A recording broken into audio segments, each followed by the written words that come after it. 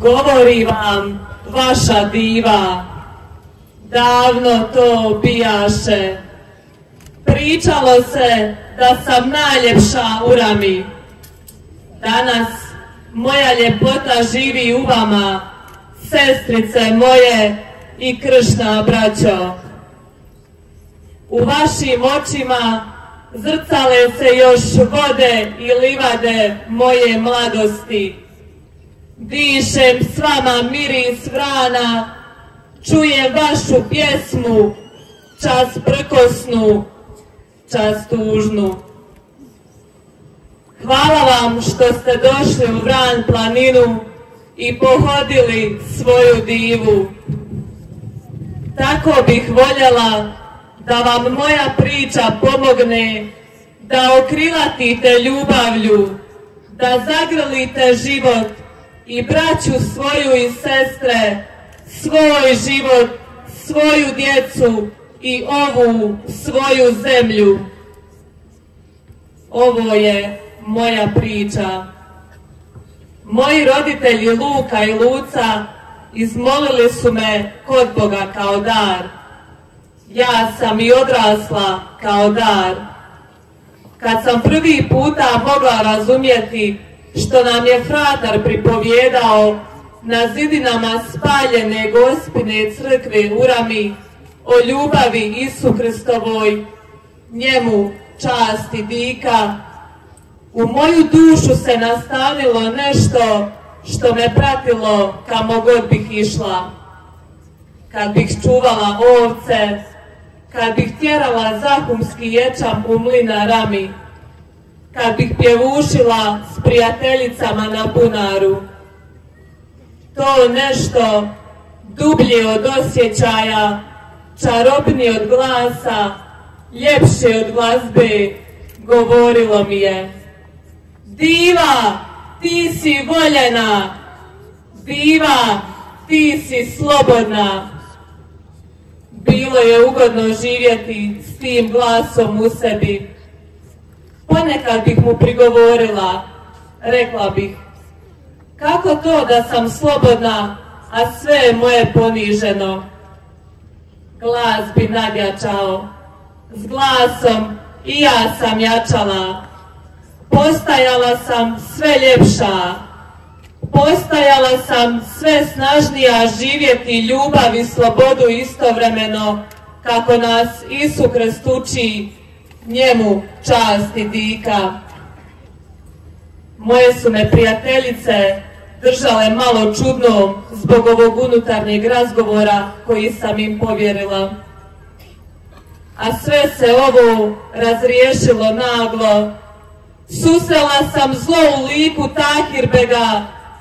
On me ubio jer sam cvala cvijetom koji nije mogao gledati živa. Pričat ću vam kako se zbilo. Još u doba moje bake svaka Ramkinja sanjala je udati se u obitelj Kopčića. Bili su plemići, imali svoj grb s crveno-bijelim šahovskim poljima, a preko njih ptica kobac. Onda se odjednom sve promijenilo. Njihov djed je bio pohlepan, pa je pomogao turskoj vojsci da pobjedi kršćane. Za uzvrat od sultana je dobio čudnu nagradu. Sve je trebalo njemu pripasti, što objaši na konju za jedan dan. Obilazio u galopu čitav dan Duvanjsko polje, ali kad se vraćao u Ramu na domak Kopčića, srušio se mrtav i on i njegov konj. Svi kršćani su se čudili i tugovali što se ova plemićka obitelj zbog imetka i sile odrekla svoje duše, udaljila se od Isu Krista, njemu čast i dika. Njihov brat Matija, koji je u ime obitelji trgovao s Dubrovčanima, kad je čuo da su mu braća pogazila Isu Kristovo ime, čast mu i dika, umro je od tuge u Dubrovniku.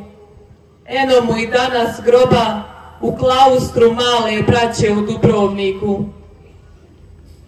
Tako je moj ubojica rastao u blizini pogažene ljepote, u strahu od pitanja i s prijezirom prema sjećanju. A mogao je kao naš kum Arslana iz Varvare, koji me kao svoje dijete pazio i čuvao, i na drugi način pročitati Isu Kristovu poruku, njemu čast i dika. Da je svatko voljen, da je ljubav jača od svačije smrti, da sve što ljubav rađa postaje dio neba. No, moj ubojica je stid zamijenio bahatošću, pokajanje novim zlima, radost u vladanju mrtvim stvarima. A ja sam bila živa i lijepa, ja sam napunila ramu radošću, ali on je htio nešto što ja nisam, i kad me ubio, ništa nije dotakao od onoga što ja jesam. Ležim ovdje stoljećima u Vran planini, slobodna nedodirljivom slobodom i voljena ljubavlju što preporađa. Eto, to je moja priča, draga moja braćo i sestrice. Moja priča miriše dušom moga naroda, a zna je i nebo.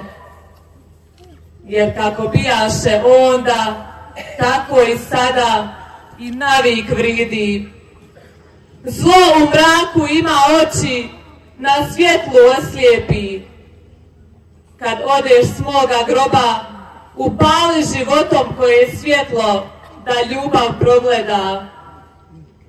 Voli vas vaša diva, voli vas dušom svih naših mučenika, voli vas ljepotom svih naših svjedoka ljubavi i slobode. Neka vas vazda snaži ljubav Gospodinova, njemu čast i dika po sve vike vikova.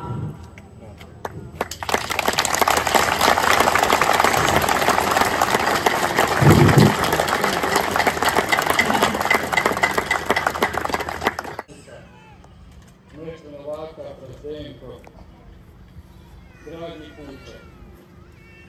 Na osobit način danas pozdravljam najmlađije prijatelje Bosne i Srbije, petoricu Novaka. Braće i sestre, oni su tek završili godinu kućnje novicijat. Oni danas u ruke svoga poglavarstva